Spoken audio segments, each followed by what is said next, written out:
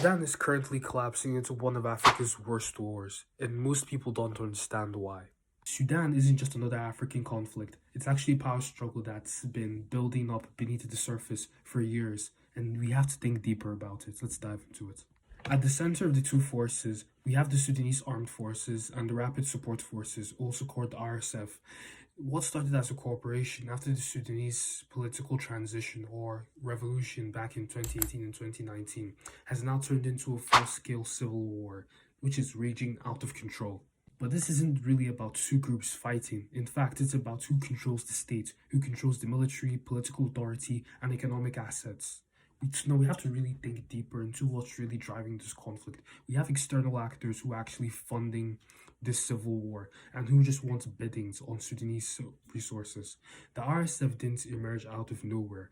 It evolved from early paramilitary structures, and over time it gained power, resources, and ammunition to be able to carry out this war, and autonomy, enough to challenge the Central Army, which of course is the SAF, the Sudanese Armed Forces. And when state institutions are weak or transitioning, power doesn't stay stable. It fragments. Groups that control weapons, money, or territory naturally compete for dominance within this transition. So as much as Sudan was supposed to be a civilian democracy by now, it turns out it hasn't become that due to the fragile institutions that it has that hasn't let power peacefully transition. That's what we're seeing here, not a sudden collapse, but a system where control was never fully consolidated at first. And the consequences go way beyond Sudan.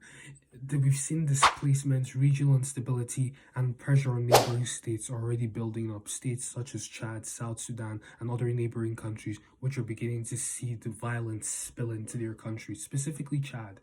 Conflicts like this don't stay contained when borders are porous and regional politics are interconnected, because of course there are connections between the SAF, Libya, Egypt, etc.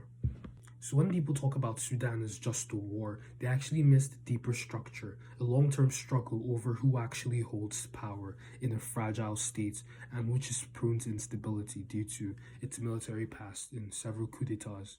So my question to you as viewers, do you believe this conflict is majorly caused by leadership struggles or structural instability?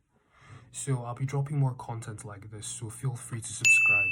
And I'll be dropping a long form video on how democracy has failed Africa. I'll see you in the next one.